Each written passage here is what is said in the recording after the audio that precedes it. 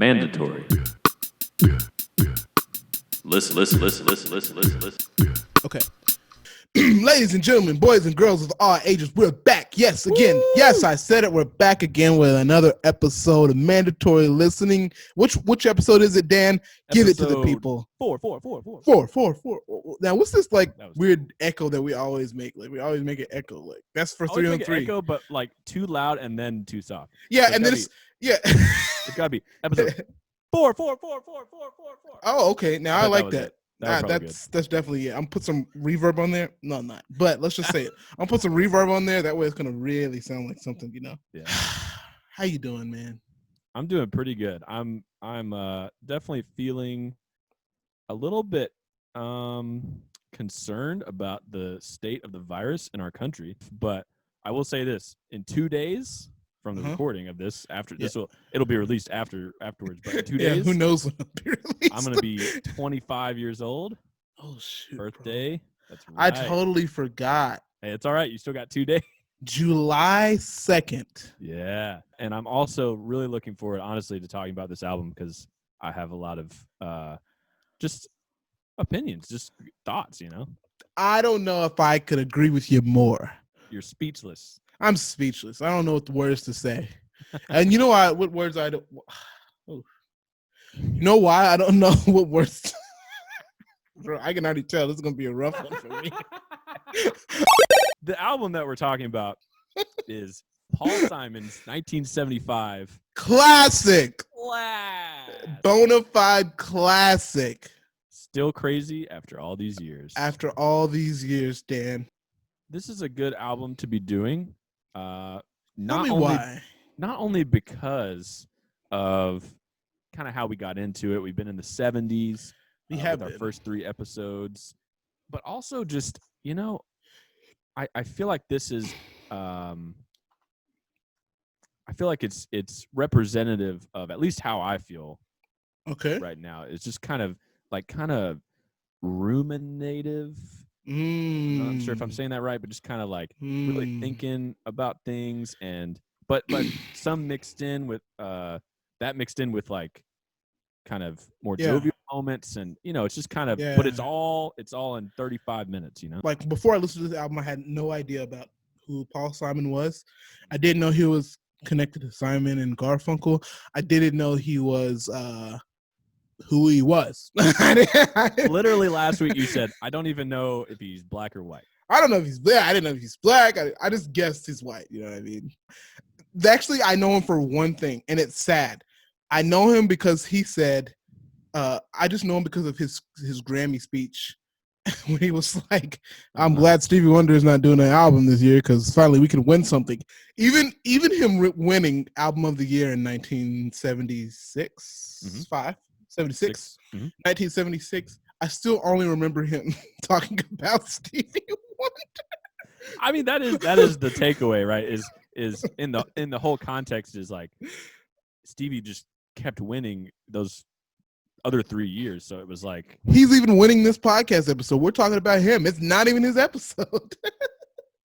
That's true. No. He's still in the spotlight. That's no disrespect. That should be no disrespect to Paul Simon at all. It's more of my ignorance about who he is and like what he did and what he accomplished, which was obviously a lot. Well, that pretty much answers, you know, like what are you familiar with this album beforehand? Pretty much nothing. One thing, Stevie Wonder. Yeah. Really, the only song I was really familiar with was 50 Ways to Leave Your Lover. And that's just because get out the bag, Jack. Woo. Make a new plan, Stan. Actually, we'll talk about it later, but pick up your check. The thing for me is that it's the drum. Make a podcast, lad. I'm sorry. But here's the thing. For me as a drummer, I don't have a ton of songs that I'm like listening to because of the groove. Like, yeah. Like, I mean, that might be part of it, but this is one of those songs that I knew it simply because if you know who Steve Gadd is, he's a famous drummer. Yeah. The song is the groove, and it was kind of built around the groove. So that's all I knew about it. Although I will say I had, similarly to Songs in the Key of Life, where I was like, oh, I've never heard all these songs. I have listened to this whole album before, but only once. It was on a car ride to my friend Ryan Smeltzer's wedding. Shout out to Ryan Smeltzer. Although it really has more to do with my friend Sean, who showed me that album. And I was just talking to Sean the other day, and I was like, hey, guess what? We're doing this album for the podcast, and like I've been listening to it, and whoa, like I can't believe that I listened to it all the way through on a car ride when I'm like focused on music, and I didn't get it. That's a good point to bring up, because I don't know why I'm doing this, but that's a good point to bring up. And another thing, listening to albums on the car ride, it's really hit or miss, man. There are some albums where you listen to in the car ride, and then all of a sudden your life has changed. You can never hear that song or album again without thinking of that car ride, right? Whenever I hear Retrograde by James Blake, I just remember driving in Atlanta, my first ever tour with Electric Darling in 2015. And it was like after the show, I was feeling great. I was like, wow, look at me, 19, conquering the world. And then never got back there. Anyways, no, I was like, no, I just remember listening to him. Anyway, and he was like, suddenly I'm hit. And I was just like, oh, wow. You know what I mean? And suddenly I was hit with this everlasting memory. And then there are times when you listen to really, really, really, really great music on just a bad car ride. And like I imagine driving to Mississippi, like nothing against them, but no, that's I don't even know if I don't even know if the Wi-Fi makes it out there for them to see this. So I'm not even mad. Yeah, I think they're getting internet maybe in the next couple months. We're working on it. Trying to get Spectrum out there.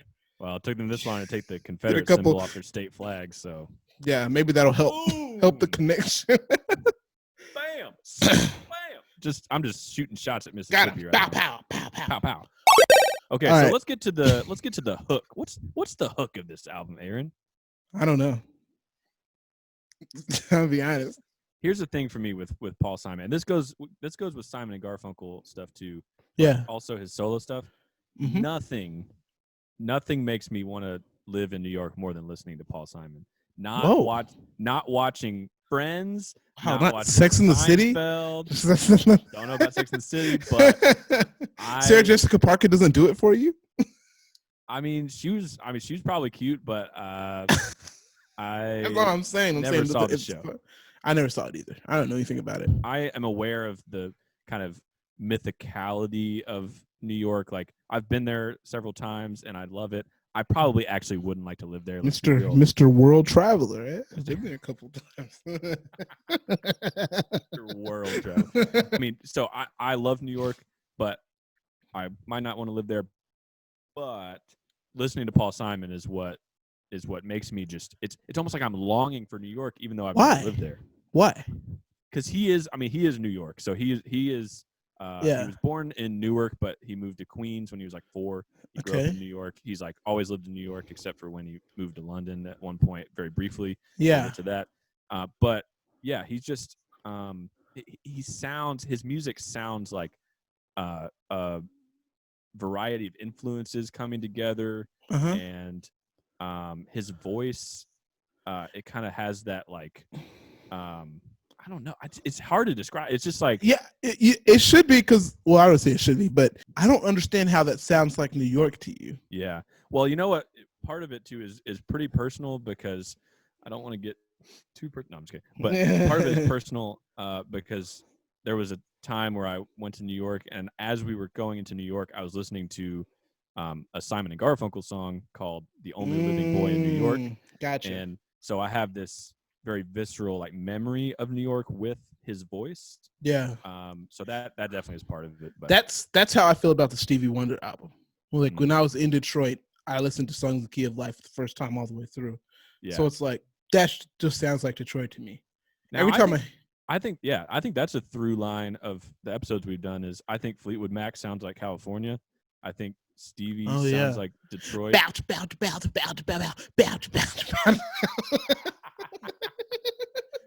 Shout out to Rumors by Fleetwood Mac, episode 1 that we did. But yeah, and then Elton John. I mean, he kind of sounded like England and Colorado or whatever. I mean, that was kind of a harder one to pin down. That's as much of a hook as I have. But I do like your thing too about. I mean, because the writing of the album, not just the vibe of it. The writing of it is more about he went through a divorce. It's kind of this, you know, there's a bit of lamenting going on.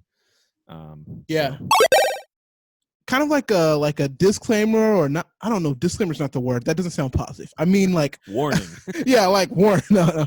Or just kind of like a notice. Like this, a lot of what this album still crazy after all these years is like the important parts about it are what leads up to it. So I think like this episode, we're gonna like spend a lot of time like talking about all the things, you know, that lead up to it. And I hope Dan has a lot of information on that, and like he'll get into that. Right. But like, yeah, I'll get into a lot of that because I mean we're talking about a very well-known duo that he was a part of before all this. So yeah, exactly. Kind of have to go back and talk about that first. So and that's really the important part of like why it's not an important part of this album, but it's important to know like how this album came to be and why it was like such an achievement for him as a solo act. You know what I mean? Yes. Okay.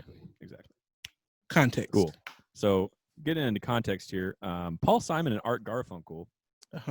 This is a crucial part of the history. Is not just Paul Simon, but why did he end up having a solo career?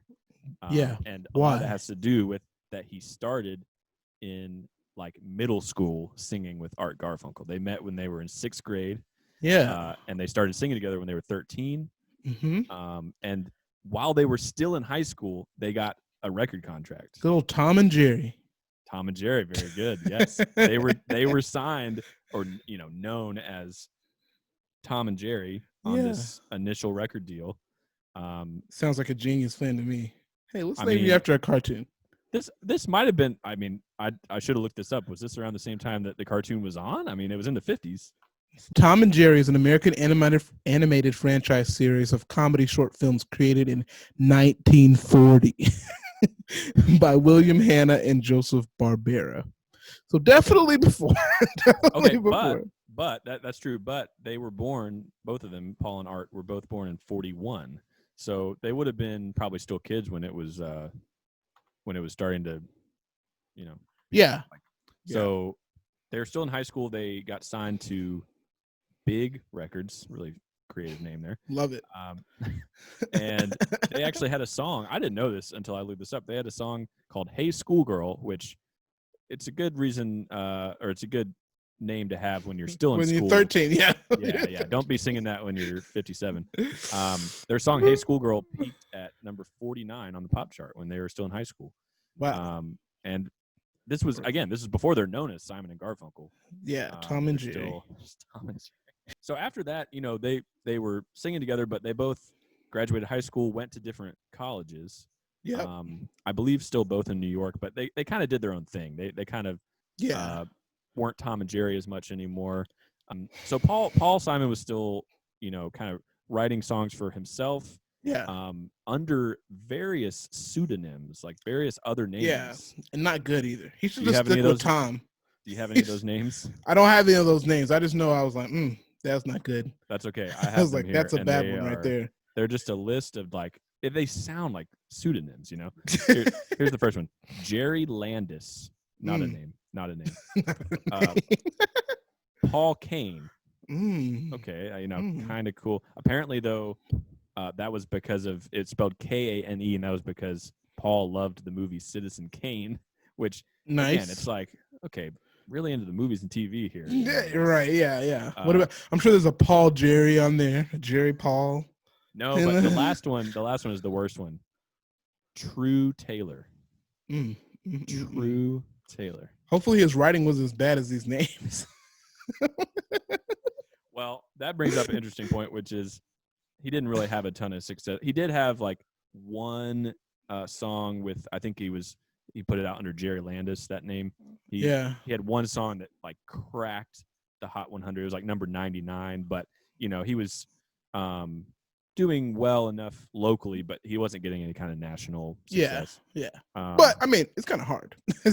Like, it's not like, I mean, it's like everybody writes songs, and I mean, there were probably only about like 20 artists back then, I think. So that helps. Yeah. It was not many. And Stevie Wonder was enough for everybody. The real kind of crucial point of all this kind of earlier period is that they get back together. Simon and Garfunkel start writing again because they were both still in New York, so they were both part of the same kind of. They were like, "Hey, we did better when we were together. Let's relive the magic." Yeah, and let's shed that kind of kiddie name and let's be just Simon and Garfunkel. Yeah, let's just do that.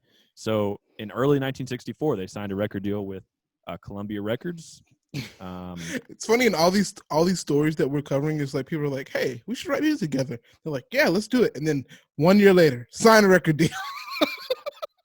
Well, that is funny. Although I will say, this story is a good lesson in that it doesn't always work out the first time or the second time. So the first time, they were kids, but they didn't stay together. Yeah. Second time we're getting into now, they released their first album under the name we all know, or most of us know, Simon and Garfunkel. October 1964. It's called Wednesday. I said it like Wednesday morning, 3 a.m. is the name of that album. Morning. So tell me this, since I don't know anything about this. Yep. Did Simon and Garfunkel sing together, or were they just writing together? That's a great question. They sang together pretty much always. Okay. And they almost never wrote together. Oh, okay. So Paul Simon was like the songwriter. Always. Gotcha. Yeah. And that is important to know going forward as to maybe why one of them had a better solo career than the other. Right. So yeah, he was always kind of the songwriter, and then their voices, just blended well together. Gotcha. And Garfunkel has this kind of like really high harmony kind of thing he was doing all the time. It sounds really cool with Paul's voice. Right. So that was kind of their selling point, was their vocal harmonies. I mean, that was kind of the thing with them. Gotcha. But here's the sad part is their first album, Wednesday morning, 3 a.m. It initially flopped. Like, apparently they were a little bit of a laughing stock, like in the scene, like in New York. They're kind of in that like Greenwich Village folk 60s kind of thing in New York. Right. And particularly with a couple of their songs, like the vocal harmony thing was not coming across well to audiences. People thought they were like, well, what are these guys doing? Yeah, it was kind of like a little bit too. It was seen as a little bit too like simplistic.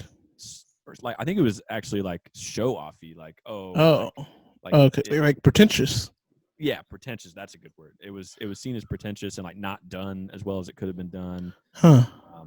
And so after that, and then after the album not selling, they split up again. So they were only Simon and Garfunkel for one album, and then that was such a failure. Really? That was such a failure that Paul moved to London, and Jeez. Art went back to school. Was that split up? When was that split up? That split up was at the end of 1964, beginning of 1965. Okay, so there's a second. Yes. Okay, gotcha. Second act.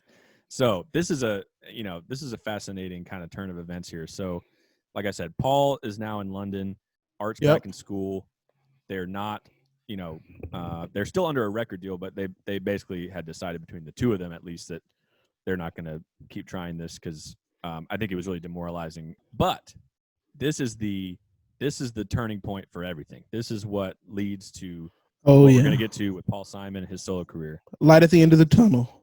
That's right. In the spring of 1965, a song by the name of The Sound of Silence, which was on their first album, it started getting more and more airplay on the radio because some of the like late night East Coast radio DJs were giving it more plays, and it was getting like a college audience. All of a sudden, not so corny now, not so pretentious now. All of a sudden, everybody want to be back on the bandwagon now. Okay. Although maybe still a little pretentious because like the colleges they mentioned were like Harvard and like Tufts and all, like they were kind of getting that Ivy League audience, Hey man, you got to get it where you can. Take it how you can get it. Probably get good funding that way. Exactly. But yeah, so that's kind of how that song got a little bit of a second life, right? And that kind of spread. Again, this is the 60s. We have to remember. So radio was it took longer. The thing. Yeah, it took longer. Yep. And radio was like the medium. Like they're like that's how things spread. Right. So it kind of starts spreading, and the producer who produced the original version of the song that was on Wednesday morning 3 a.m. By the name of Tom Wilson. Tom Wilson. This is crazy. He just decided, you know what? I'm hearing that this is getting more airplay. Let's capitalize on it. I'm gonna go into a studio and remix it with full band overdubs. So the original version of the song was just like Simon and Garfunkel and like acoustic guitar, maybe. Oh, okay. So he's like, let's get some guys in here. Yeah, let's spice this up a little bit. Gotcha. So he does that without consulting Simon and Garfunkel. And this is actually, I love it. I love it. Take life by the horns. Just yeah, that's literally. I mean, he did. He grabbed life by the horns and he said, "You know what? I see an opportunity here. Yeah, I'm gonna, because again, Paul's in another country. Like he's not even thinking about it. I love the music industry. Just do whatever you want with people's money, with people's work and intellectual property. How, like, people just like really take advantage and like that's like probably the best part about the industry. It overall. Is. That's why I got into it. That corruption just drew me in. No, but this was does something inside of me. This was hopefully mostly a musical decision that he was like, well, I mean, if this is gonna keep spreading around, then let's make it the best possible version we can. So anyway, he doesn't consult them, and then he like basically gets Columbia Records to put it out. So again, it's like put out. It is released as a single under the name Simon and Garfunkel, and meanwhile Paul and Art are sitting there like not knowing what's going on. Turns on the radio and he's like, "Oh, here's my song with new instruments." Gotcha. The tough thing with this is, first of all, it's a long time ago. Second of all, we're talking about a lot of kind of famous people here, so who knows who's remembering things right. Right. There's different accounts of how it happened. Essentially, it boils down to at some point they heard, it on the radio, or they saw it on the charts, like rising on the charts, and they're like, "Hey, wait, that's our song." Hey guys. And then they listened to it and they were like, "Wait, that's our song, but I don't remember there being drums and bass on it." Yeah. And apparently, initially, particularly Paul Simon was not thrilled about it. Until he saw that it was going up and up and up and up and up. Yeah. Which would, make anyone happy who had not seen that success yet. So by January 1966, so this is over a year now from the release of their first album. Yeah. It became a #1 hit on the pop chart. The remix version. Jeez. That's crazy. So now it's like, oh, well, okay. I guess let's do this thing. So Paul comes back home to the U.S. And reunites with Garfunkel, and they like immediately just recorded and released a second album because they were trying to. Yeah. It's like, it's happening. Let's do it. It's happening. And here's the best part: they called that second album "Sounds of Silence." I mean, just blatant, just capitalizing on the situation. But it was their song. But you got to do it. I mean, why wouldn't you? Let's not confuse anyone. Yeah, I don't want anybody to think, this is not art. This is a business. Yeah. So that does, definitely better than their first album. And then they start cranking stuff out. So then, they put out a third album in October of that year, 66. Yeah. They're seeing more success with, certain songs and just the albums as a whole. Generally starting to be a little bit more well respected in the New York scene. Right. And then here's the other turning point is in 1967, the film The Graduate was released. Oh, Robert De Niro. Dustin Hoffman. One of those older guys. Yeah, so my Dustin bad. Hoffman. My bad, Dust. My bad, Dusty. But yeah, so this film was, basically just featuring Simon and Garfunkel, like their music. Right. So it had several original songs of theirs. I think that Paul Simon was even working with Dave Grusin, who was doing like the score of the film. Okay. So that it was. So he was like that big. Pause. Yeah, and they were getting there for sure. And again, this kind of goes back to like Paul was writing the songs. Paul was kind of in charge here, you know. So is it safe to say Art was just along for the ride on a lot of this stuff? You know, that's how it is depicted. That's how it reads. Yeah, like later on, especially like as they get closer to 1970. Yeah. It was becoming more and more that way, and part of it was Art's choice, as far as what I've read. Doesn't seem like it. He just saw the writing on the wall. It's like, I'm not doing much of anything here. That's gotta feel really bad. I'm sorry, Art. Now I'm gonna listen to all Art's music just because now. Sympathy listen. Yeah. So, but here's the thing. So, you know, that film does really well. It's very successful. And then the soundtrack album was released for that film in January of 1968, which led right up to April 1968 when Simon and Garfunkel released Bookends. And so now everything's coming together. You know? Yeah, it's just bow, pow, pow. Yeah, bow. Several albums are doing well. It's all happening very quickly. Goodness. Yeah, and so what else could you ask for? What else could you ask for? I mean, a partner that actually helps you out. That's what you could ask for. I'm sorry. Art. Is Art still alive? Partner? Is Art still alive? Is still alive. Yep. Dang. All right. Look, if you call me to play for you, I got you. Let's get you a number one hit. Let's get you a finally. Let's get you. I'm sorry. That's so disrespectful. I'm sorry. It's just jokes. It's just jokes, and I don't even have half the career that you did. Well, quarter. I mean, real talk though. I mean, yeah. Shout out to Art.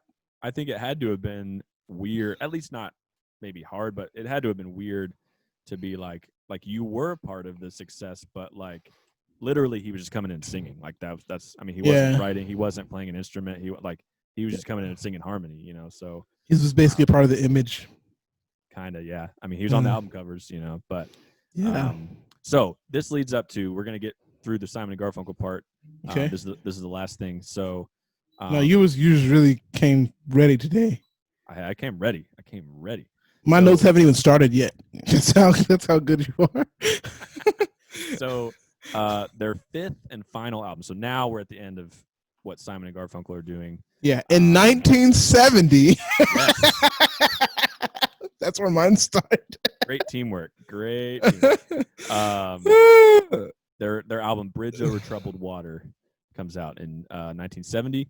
And was hugely successful. So I mean, they were successful before, but now this is selling millions and millions of copies, and like several songs on it are getting super popular. Made up for that 3,000. They have more than made up for that by this point, yeah. And then they broke up. Broke it up. Because there were things like we've said, things kind of coming to a boil, I think, between them.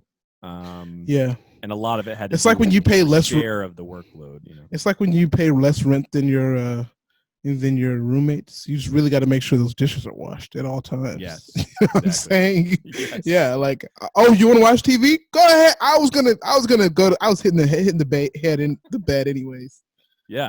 And actually, the song I mentioned earlier, The Only Living Boy in New York, that song is essentially about Paul Simon kind of feeling like, oh, he's the only one left here because Art was going out and like doing movies. He was like acting in movies. So it's like it wasn't just that. Stuff. Oh, okay, he was doing other stuff. So it wasn't just that like he wasn't contributing musically. It was that he was. Yeah, he was just like apparently during the recording of Bridge Over Troubled Water, the album. Yeah, like he wasn't even around for like a lot of it. Like he wasn't even there. Well, what did he have to do? Yeah, I know, but you still gotta be there. You still gotta like, you know. Oh man, I really, I feel bad now. Yeah, you're talking about me, like getting onto people. You're getting onto Art. I'm not getting onto Art. It's just my lack of preparation. That's like just spewing. Yeah, just spewing off into like bad jokes. Yeah, I'm sorry. It's all right. So Art, I love you, bro, and Ryan. I love you. Also, John Dooley and Luther Allison. Fleetwood Mac, Stevie Wonder. Elton John. Adam, Eve. Let's just go back. Bernie Taupin. All right. So that gets us through Adam and Eve, Simon and Garfunkel. And so now we're getting into like, okay, Paul Simon is not going to be done. I mean, in 1970, he was 29. So, you know, he's just getting started. Just getting started. And especially because he was, like I said, first and foremost, he's a songwriter. Like, he has a good voice, but apparently there's even a story about Paul Simon's mother saying to him that Art had a better voice than him. Dude, I love moms in the 50s. Hey, man, your friend is better than you. Yeah. Deal with it, buddy. Old Tom is doing better than your old Jerry. But yeah. That's really why he kicked him out of the group. He was like, my mom likes you more than me. So yeah, he's like, you're gonna have to get going, pal. I don't like this one bit. This gets us to Paul Simon's solo career. His first solo album post Simon and Garfunkel was in 1972. It was just self-titled Paul Simon. Whoa, hold up. Simon and Garfunkel split up in 1970. I just wanted to throw that in there. Oh, that's a good point. They broke up in 1970, and then there was the year 1971, and then 1972. They broke up in 1970, something. 1972. Yeah, historical events and things like that. And then Paul Simon in 1972, and then 1973 he puts out There Goes Rhymin' Simon. So, you know, he's pretty. Things are going well for him. Yeah. Yeah, he's getting to work. He's putting stuff out. Both of those are successful albums in the U.S. And that's what I like to think about with these albums that we're doing for the podcast that are like, oh, they were number one. They sold this many, you know. Right. Like, I think it's because of what came before. Like albums don't just one because of, you know, like there has to be hype beforehand. No, definitely. So, with both of those albums, Paul Simon and There Goes Rhymin' Simon. Right. Creative with the name. Yeah. My man still working the days. Yeah. Because both of those albums were critically and commercially successful, that's what leads up to the album now. 1975, still crazy after all these years. It was number one. It was number one album on the pop charts. It was his only number one solo record. Yeah. They had at least one of the Simon and Garfunkel albums got to number one. So anyway, that's everything leading up from, you know, going from 1964 to 1975. Jeez. A lot going on. Dan, you really killed that, man. That was a lot. Yeah, that was a lot. I was here just throwing little jokes in there, good or bad. Hey, but it's important. I wanted to talk about it. Miss or make. Oh, definitely missed all of those. Okay, so let's get into the album itself. Yeah, now that we've talked about all that. Yeah, let's talk a few things about the album. I told you about this earlier about the not the Rolling Stone, the Bob Dylan. It's not really beef, but I like to say I like beef between artists. Paul Simon beef. Bob Dylan. The Bob Simon Paul Dylan beef. So what I'm starting to learn is that one, I feel like critics, like I am not like a connoisseur of like music critics' works. You know what I mean? Like I don't sit around reading reviews and stuff. But especially in the 70s, it seems like they just have no good things to say about albums, especially the Rolling Stones. Like last week we talked about the Captain Fantastic. The guy was just he was just like, just awful. Just. And this time I'm reading it and he just. I'm sorry. Just to clarify, you're talking about Rolling Stone magazine. Rolling Stone magazine, yeah, not the Rolling Stone. Okay. Yeah, no, Rolling Stone magazine. On this album, they're like, oh, he's just, like you said, pretentious and just, it's not, you know, relatable and this and that. And then they're talking about how, like, basically it was just a watered down version of Bob Dylan's Blood on the Tracks. And they're basically, like, putting, like, Bob Dylan in this, like, really, like, high spot. And they're like, one of the like, lines I think was like, this album is a shadow of, you know, it's barely a shadow of the Bob Dylan's Blood on the Track, like just tearing it to just the pieces. And we're not talking about like Bob Dylan and Joe Schmo coming out of nowhere. I mean, this is Paul Simon. Yeah, he won the Grammy that year. So I don't know if that's just like critic culture, like, hey, we're cool if we talk bad about it, but like you couldn't find anything good. I think the one good thing that they talked about was that Michael Brecker played saxophone on Still Crazy After. They were like, oh, Mike killed it, and then they were like, but Paul was really bad at this. Hey, listen, man. If the only good thing you have to say about an album is the one saxophone solo on one of the songs, like that's bad. Yeah. I don't even know, but you know what? Hey, shout out to the inventor of the saxophone. We love you, man. That's really great job. No, I remember listening to the album the first time through. Like I said, knew nothing about Paul Simon and Garfunkel, any type of music. I had no idea what the genre was going to be. I like that though. You're coming in clean, you know. Very, very clean. I'm listening and I'm like, first of all, the first song blew me away. Like I was like, this is gonna be my favorite album of all time. I'm just listening to it and it's going great. I mean, the songwriting is cool. And then like at the end, is this the one where Michael Brecker's playing on Still Crazy? Yeah. I'm hearing the solo, and I'm just like, first of all, like as like somebody that studied jazz, I'm like, this guy is like killing, and not in the pop saxophone way. You know what I mean? Right. I could tell there were definitely like some pop sensibilities, but I didn't. But I was like, okay, he definitely knows what he's doing. You know what I mean? And it's like he wasn't holding anything back. He definitely wasn't. But I had no idea it was Michael Brecker. Had zero idea it was Michael Brecker. And I've listened to a lot of Michael Brecker stuff. Okay, yeah. So it was really surprising to hear that. And then when I listened back to it, I was like, oh, of course, that's definitely his tone. Yeah. But well, that kind of blew me away, right? And then I was talking to Garrett, the drummer in Lark. Shout out Garrett Tillman. Yeah, shout out to Garrett Tillman. I was talking to him and he was telling me about like how like they basically got, before I even like looked up information on this album, he was like, on, you know, the artists from this time period always just went in there and got like Steve Gadd. They went in there and got like the biggest musicians they could get, especially like jazz, kind of like pop. You know, Richard T was on piano on a lot of the songs, like you know what I'm saying. So it was like that was like a part of it, you know, like get the like the baddest cats. Dang, I just said cats. Get the baddest players, the most killing players you can get, and put them on this record. So I think that was interesting.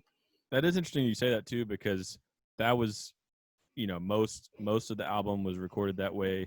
Yeah, a lot of musicians too. But the first two songs, Still Crazy and My Little Town, were both recorded with the core group of the Muscle Shoals rhythm section. I know. I saw that. My boy Roger Hawkins on the drums. I looked up. I looked this up before. Shout out to Alabama. Shout out to Alabama, man. I've been to that studio. I took a tour of it. I was born in that state and lived a life there. Never been. Well, it's a big state, but you know, the studio is about what you'd expect. It's like a cardboard box with green carpet, but I mean, it sounds great, and like it's just one of those places that why I have no idea, but it's just a random place in Alabama. Yeah, where like I mean, you go there, it's still in the middle of nowhere, but I mean, back in the day, it really was. So anyway, he was working with those guys on the first two songs, and then on I believe 6 of the remaining 8 tracks is Steve Gadd on drums, Tony Levin on the bass. So you kind of have, you know, that core group in the rhythm section, but you're right. There's a lot of musicians on different tracks playing different things. There's horn arrangements, there's string arrangements. You know, right. It's a pretty orchestral album in a lot of spots too. So is that the reason why you said it reminded you of New York? Like besides the like the feeling of nostalgia that you have with it, is that kind of why you said that too? I think so. I think it's like grand, but it's not overdone, I guess. Right. Like, it's really easy to overdo it with strings and horns and this whole like basically being orchestral with a pop album. Right. You know, it's like, okay, like you're not the Philharmonic, you know. But the way that they did it, I'm not going to just say he, you know, the way that they did it, I thought was really tasteful. And I should mention this too, you know, all songs written by Paul. We talked about that. It was produced by Phil Ramone. Ramone.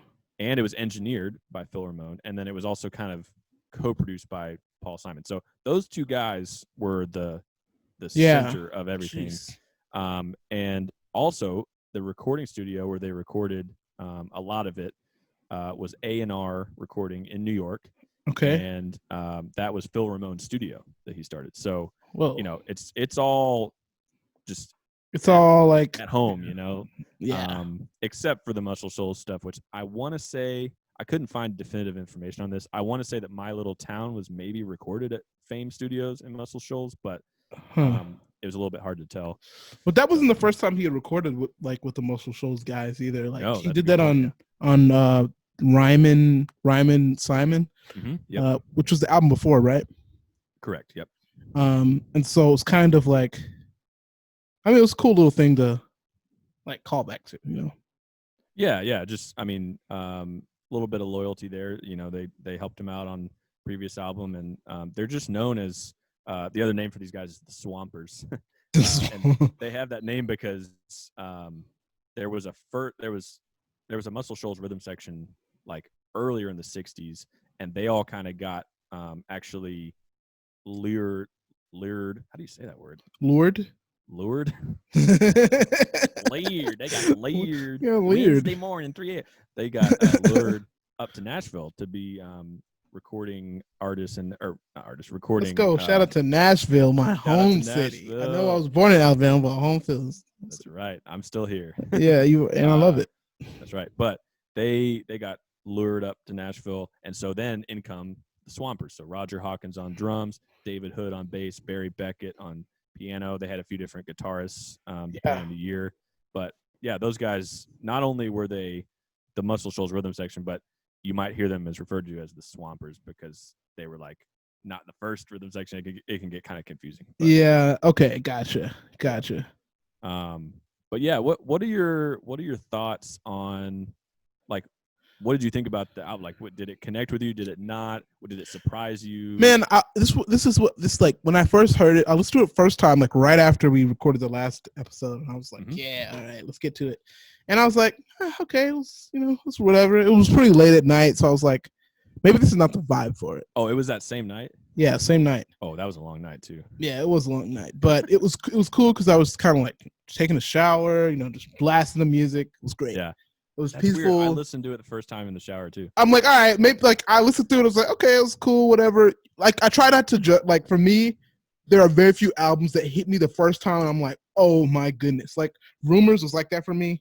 Okay. But like, there's very few albums that do that. I really do have to give it like 3 or 4 listens. Yeah, I'm with you on that. So I'm like, all right, I'll listen to it again. So the next morning, driving to work at like 4 a.m. I'm driving, and it's like I'm like, okay, this seems like it would be like a morning album. You know what I mean? Like super early in the morning. I'm listening to it, and like I get 4 songs in, and I'm just annoyed. Now, the one thing that like is like consistent is the first song is amazing, and every time I'm just like, oh, what a great song. This whole week I've been still crazy after all.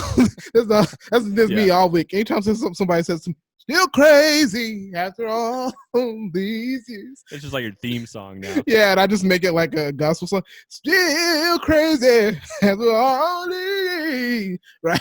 Uh-oh. Better sing. So it's funny though. No, so I've been listening to this, so I was just like, I'm not feeling that. Let's do it next morning. I'm like, wow, I'm really gonna have to come in on the podcast and just like tell Dan that I don't really like this album. Because like the first song is good, and then like the second song is cool, like the Town song, I like it.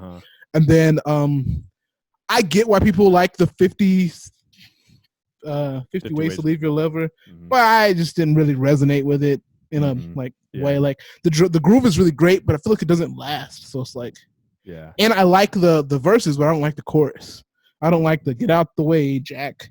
Make a new plan, Stan. Yeah. Running the road, Joe. Like that's what I was gonna say too. Is I love the groove and I love the verses, but it's one of those songs that like that was a number 1 hit. Like that chorus was a number 1. Like, yeah. Last year the number 1 hit was lights is on look straight outside. I can't remember the words to that song. Give it a loot. The Travis Scott Drake song. Too good, or don't sing it too good, or we're gonna get demonetized. It's all auto-tuned, so there's no way. all this money that we got coming in, or this we're gonna lose it immediately. So yeah, it's funny just to see like the difference. But anyways, so I'm listening to it, and I just didn't resonate with it. Mm-hmm. And so like today, I'm like going through stuff, like doing more research today before this, and I'm listening to it in the background. And I'm like, whoa, it's like 3 p.m. I'm like, oh, that sounds pretty good. I was like, oh, this sounds. I get through the whole album. I'm like, every song is good. I was like, I really, really like this album. Oh man, so I thought what was about to happen is we were gonna finally have a record that I liked and you didn't like. I'll be honest. I listened to it every day since I've listened to it like over 7 times. Yeah. Since probably like 10 times since last week.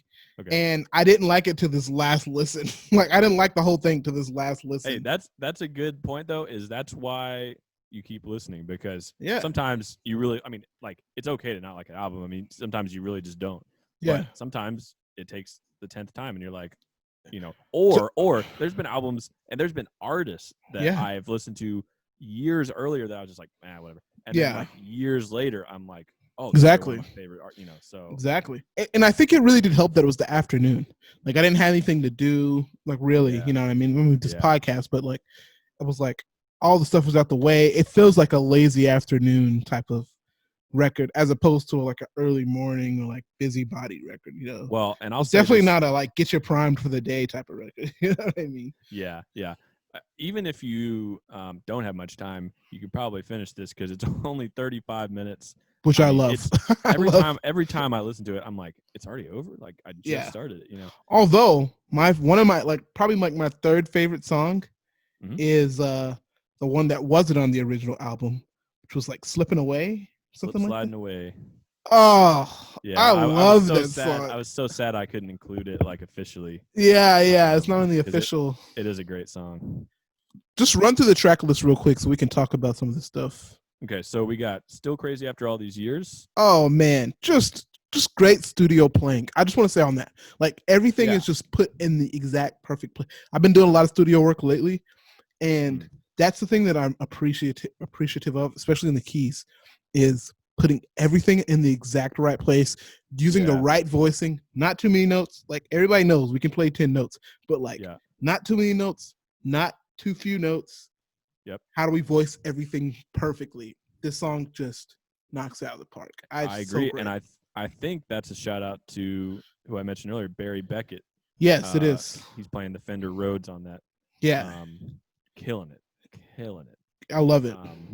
So yeah, we got that one. Then we got My Little Town. Now, here's the thing with My Little Town. Yeah. Another reason why we talk about all the context beforehand. Yeah. This was the reunion of Simon and Garfunkel. Good old Simon and Garfunkel back together again. Good old Artie is back in the studio. And doing the same amount of work he did last time. Maybe even less. Sorry. All right. No, but so here's what's interesting about this song is, I mean, just from a personal opinion perspective, like it's built so well. Like you always talk about this to me. Yeah. And you've actually taught this to me in a lot of ways, is building songs, right? Like having it not start at the top and let it get there. And there's like I don't know if it's 4 or 6 or 8 measures. There's some kind of little instrumental section in the middle of the song that leads up to that. And that whole little section it keeps getting very subtly. It's like bubbling. Bigger. It's like building, like bubbling. It's arranged so well. Yeah. But, no, I agree. Yeah. From a historical standpoint, it's important because it's been 5 years since they broke up. Right. And this is the first time that they've sung together on a single. And it was released on this album. It was also released on Art Garfunkel's solo album the same year. Oh, okay. Little tradesy. And it was released like specifically as a Simon and Garfunkel single. So that gets kind of confusing, but right. It wasn't just like Paul Simon wrote it, but it was on both of their albums, and then it was under their name together. Yeah, it's kind of yeah. But I think it's because they were like, hey, we've had 5 years apart. We do work well together. let's give each other. Yeah, I'm sure they still liked each other generally, you know. Yeah, because they grew up. I mean, they've known each other since they were 11, so you know, they go back a ways. Song number 3, I Do It For Your Love. Mm-hmm. That's basically, nothing jumps out to me about that. I mean, I don't want to. It's a very subtle song. That was one. It's of like the same. It's like monotonous. Yeah, that if I had to rank, you know, which we're not going to sit here and do, but yeah, I it's not one of my favorite songs. Yeah. But I've come around to it more. Like I in the beginning, I almost wanted to skip it. Yeah. But then when I really sat down and listened to it carefully, I appreciated it a little bit more, especially in between My Little Town and 50 Ways. Yeah. Like, it was a little bit of a breath, you know. Exactly. So yeah, then we got 50 Ways to Leave Your Lovers, the 4th We already talked about that one. Great song. And, yeah, great song. Just like I said, I don't even care. I don't even care about the song. That groove to me is like, it's the groove so, and the verse, like the verse. I know. Like instrumental stuff in the verse is crazy. I got to give a shout out to Steve Gadd, yeah, man. Because he just is. I mean, if you want to talk about drums that don't have to be played loud, listen to that song. That song is so just. I mean, it's so well done, and the intro, the first 6 measures, just drums. Yeah. The outro, the last 8 measures, and then it fades out, just drums. So just drums. That says it all. You know, it's definitely, like, as they would say, a groove clinic. Like, trust me, as a drummer, you do not get an intro and outro like that normally. Yeah, that's reserved for the best. Number 5 is Night Game, which there are no drums on this one. No drums. No drums. You know what I mean? Yep. I liked it. Whatever. Gone at Last. Oh, that's the one that's kind of like a. Yeah, it's like a blue. So when I listen to this song, I play it in a Southern Baptist church, like super Southern Baptist church in in East Tennessee. Yeah. And this was like the type of music they played sometimes, and I liked it. It like reminded me of that. This is exactly what it reminded me of. I liked it too. I was kind of surprised by it, like, and also thinking about it. I try to think about it in terms of originally released on vinyl, right? So like side 1 ends with Night Game, side 2 begins with Gone at Last. So you know, you take the time, you flip it over, you're putting it back on, you put the needle back on, and then it's like, hell, there we go. And so I kind of liked that, and I kind of liked being surprised by that. So that's most of my thoughts on it. But then we got Some Folks' Lives Roll Easy, is the 7th song. Yeah, I don't have much to say. Yeah, I think side 2 in general, you know, I'm just gonna have a good time. You're Kind, Silent Eyes, all those, like, they fit really well together. I don't think there's really like a drop off at any point in like quality. Well, I don't really like 7 that much. I mean, who cares what I think? But like, which one's the 7th one? Yeah, or I guess the second one on side B. Oh yeah. Yeah, not my favorite, but it's like in the same category as 3 for me. Track 3. Yeah. But it's you know, like I said, who cares what I think? I think it's like overall, lots of people care. No, they don't. No, so I'm gonna go full album here. We've talked some good details. Yeah. Full album. I got a hot take, my friend. Ooh, here we go. This is my favorite one of the 4 that we've done. Oh, jeez, really? Yep. What? I know. It's crazy. It's crazy. And once again, let's. Why? This is a built-in promo. We've done Rumors, Fleetwood Mac, Songs in the Key of Life, Stevie Wonder, Captain Fantastic, Elton John. Those are all great albums. It's not like far and away. It's just there's something about it for me that it hit me a little bit like deeper than the other ones. Except for Songs in the Key of Life. I can't really say it hit me deeper than Songs in the Key of Life. But the thing with Songs in the Key of Life is I have to have an hour and 45 minutes to get to the whole thing. And I love it's hard. I love it, man. But it's like it's so long. I get it. So I don't know. This one to me, like, I mean, part of it is I'm trying not to just be like, you know, well, the like latest thing I listen to is my favorite thing. Right. That hasn't been the case until right now. So sorry to say. Well, this is definitely by far the one I like the least. Okay. Like by far, like a long shot. And actually, it's been in order for me. So like, Rumors has been my favorite one. Oh wow. Then Songs of the Key of Life. Then Captain Fantastic, the Dirt Brown Cowboy, and now this one. Brown Dirt Cowboy. Yeah. Brown Dirt Cowboy. My apologies. Yeah. I mean, I think the songs are great, and I'm actually like looking forward to listening to it again with the context of like the New York guys, like really listen to the arrangements, because I think that's the thing that really shines through is how great the arrangements, not only just like the rhythm section, but also the string section. Yes. I mean, not the string section, the string arrangements. They're really great. And yeah, they're great, and a really great produced, like really highly produced album. Like, in a good way. Yeah, I think that Paul and then Phil Ramone did a great job. I think it sounds like a guy who it's his own studio and he's producing there, and he's not working with like a ton of other producers and a ton of other engineers. Like it's a lot of musicians, but it's all based around kind of Paul and Phil, from what I can tell. Right. And I get it. I don't necessarily expect it to be everyone's favorite, but yeah, I have a soft spot for Paul Simon, and like I said, that goes back a few years. So I understand. Yeah, let's do 3 on 3, man. Yeah. How about you start?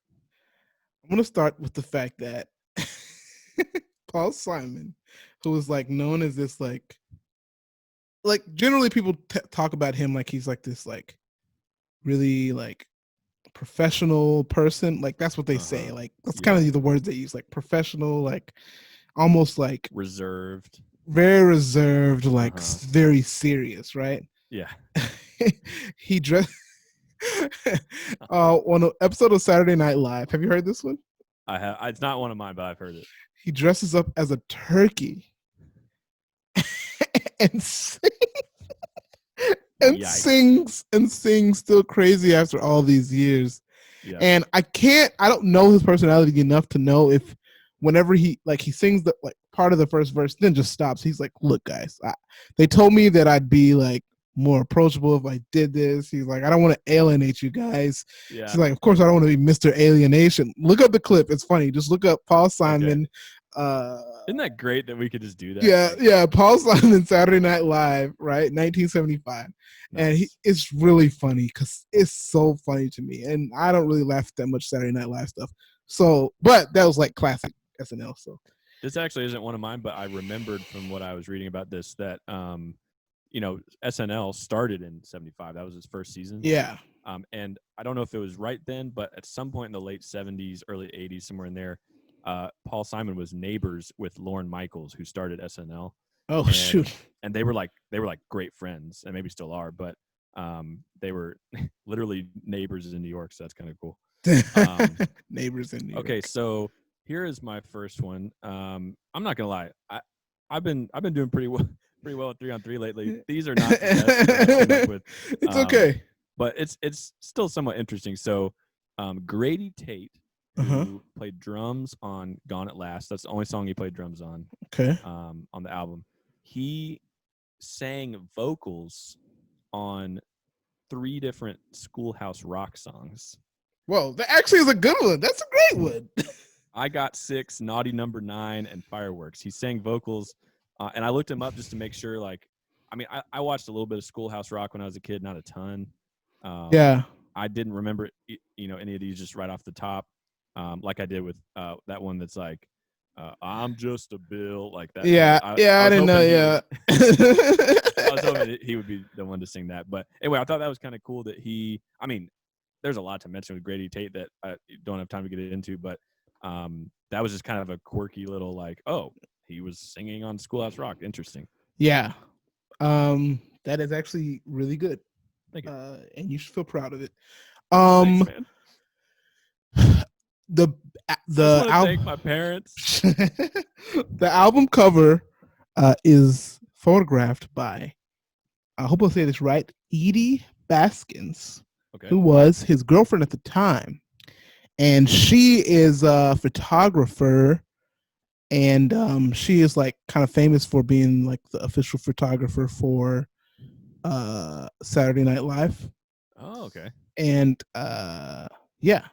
Nice. I didn't know that. Kind of interesting. Which makes me think like maybe she was kind of like in on the thing. Like, you know what I mean? Because yeah, kind of helped him get on. Yeah, or like, I mean, not that he needed help getting on Saturday Night Live. It's just like maybe she like convinced him to do something like fun. right. Yeah, the turkey contest. Yeah, the turkey thing. Yeah. Well, and I do love the album cover too. Like he's just standing on a fire escape. Like that's it, man. Like that's Paul. It. Yeah. Yeah, he's got the tight clothes on. He's got that hat that not very many people can pull off. He's doing it, man. He's feeling good in that picture. Feeling good, feeling great. Okay, so I'm glad you mentioned like a kind of a relationship thing, because my next one and last one is who he was married to in just for a year from 1983 to 84. He was married to Carrie Fisher of really? Princess Leia. Yeah. Star Wars. That's crazy. It is crazy because it's one of those things where it's like, I mean, she was even more famous than him, I would say, at that time. Yeah, Star Wars is huge. Star Wars international. International. Worldwide. So this was Carrie Fisher's only marriage, and it was only for a year. She had other relationships that didn't turn into marriage, but they met when she was filming Star Wars in 1977, and they actually dated off and on like for like 5 or 6 years before they got married. And maybe even more interestingly, they got divorced in 1984, and then like not long after, they kept their romantic relationship going post-divorce for like a few years. I mean, that happens a lot. Yeah, it seems to happen more with like famous people, does it not? Like, I don't know. No, man, people definitely are. People sleep with their exes forever. Yes, they're like, hey, this part was great. This the relationship trash, but this part great. I don't know. Maybe we know different people, but like I was surprised. I was like, oh, like that's a thing. Like, but anyway, it's cool that the kind of like, international film star and like New York singer-songwriter, those worlds kind of collided. Yeah. And that is cool. Rest in peace to Carrie Fisher, because she passed away a couple of years ago. But oh man. So that's my last one. Yeah. You said you got one more? I got one more, which I really haven't been able to confirm this, and I didn't check because I just found this out today. But it says much, but I will, like, if I just like were to think about it off the top of my head, I would agree. Yeah. It says much of this album is 12-tone pop. And it says Mr. Simon assigned himself to put every note of the chromatic scale into the melodies and did it so suavely that the stunt goes unnoticed. Now, I will say this. One critique I had of one like thing that I didn't like about what's the first song, Still Crazy After All These Years, is that right when it's time to do that last chorus out or something like that, do a key change. And to me, just kills it.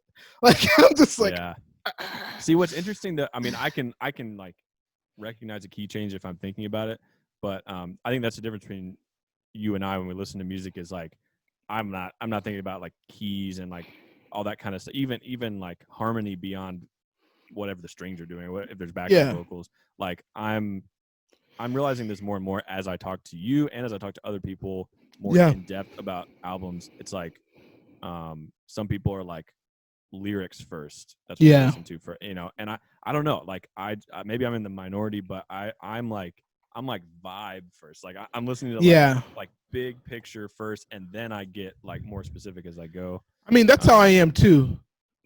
But whenever I got to that key change, I just wanted it so bad to be like, you know what I mean? And then let me down. So maybe that has something to do with it. Like maybe he was trying to, Yeah. Well, what you said too is, I mean, if I do think about it, like it is a awfully chromatic album. Like there's a lot of chromatic motion going on throughout the whole thing. Yeah. Which is, I think, part of the sound. But if it didn't do that, it would probably be too bland. but that's another discussion for another day. For another day. For another episode of That was 3 on 3. That was 3 on 3, guys. 3 on 3. We only have one more thing left to do, and that is to pick the next album for the next episode number 5. We talked about Muscle Shoals. Right?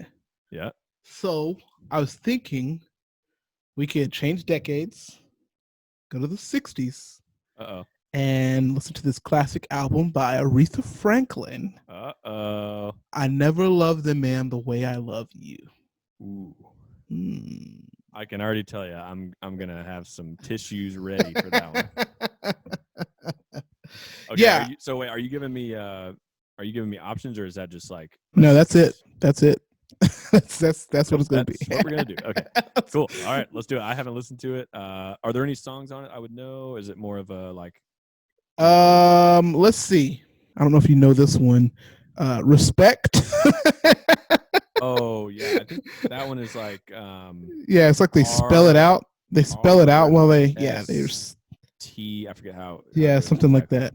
Yeah. So yeah, that's it, man. Cool. I'm excited about this though. What year is it? 1967.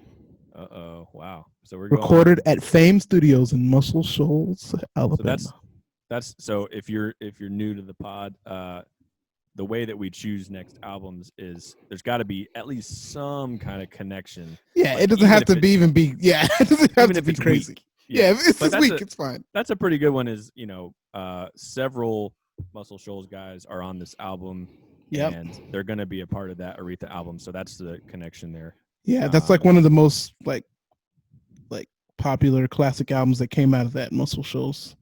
Awesome. Little outfit there. So little outfit there. Yep. Well, great. I can't wait for that. Me Thanks neither. For watching and listening, and this has been Mandatory. 10 days counting.